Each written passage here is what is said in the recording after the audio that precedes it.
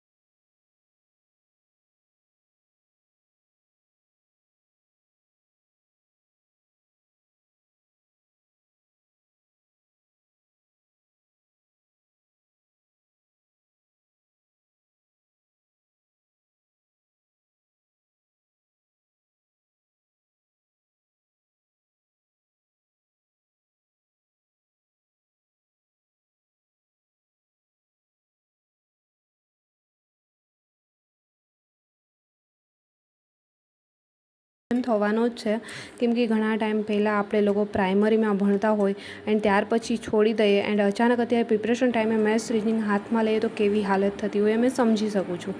અત્યારે maths reasoning વગેરે કરતાં કરતાં મેં બી થાકી ગઈ છું એન્ડ